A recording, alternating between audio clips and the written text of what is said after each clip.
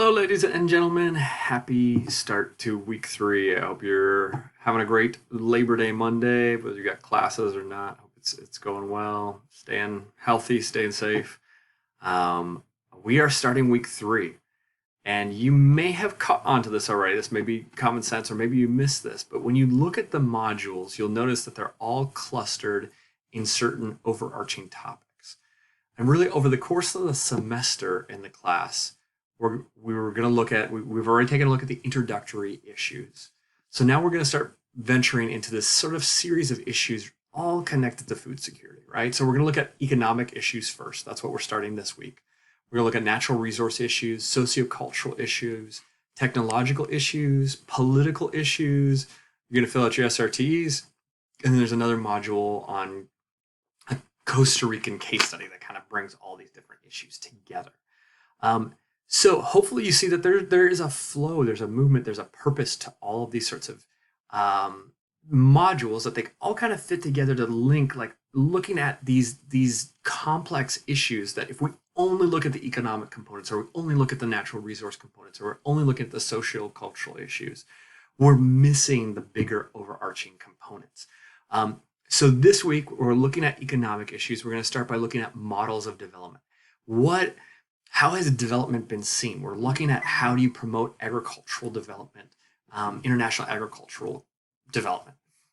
What is that sort of the schools of thought about that? What have those been over time? Because how we think about development now is different from different points of time. Also, there's a lot of controversy and a lot of different perspectives on what development is. Some people say, okay, well, I won't spoil it for you, right? But you get into that in those modules.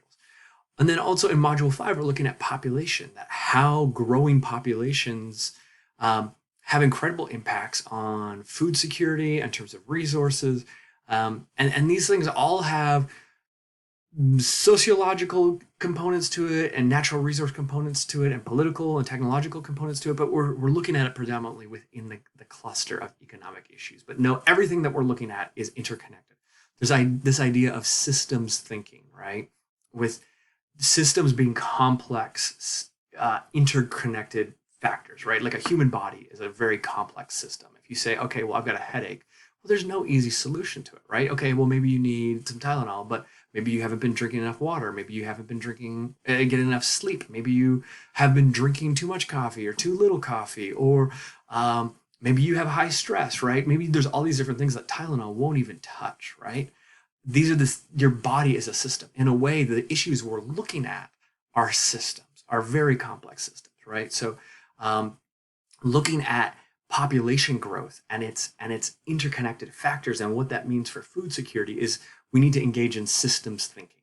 So that's an important concept to be aware of, this idea of systems thinking, that what we're looking at and trying to understand is going to be really complex and is going to involve a lot of different perspectives. So that's what we're looking at here. So economic issues, looking at different models of development and population and agriculture growth for this week. There's a discussion board number 1, that's due by September 11th. And make sure to respond to 2 people.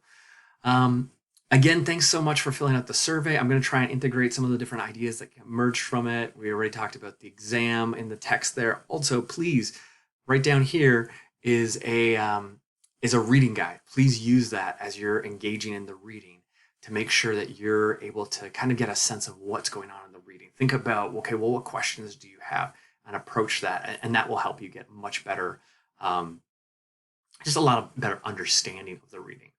But as always, let me know if you have any questions, any concerns, and we'll talk to you soon. All right. Have a wonderful week.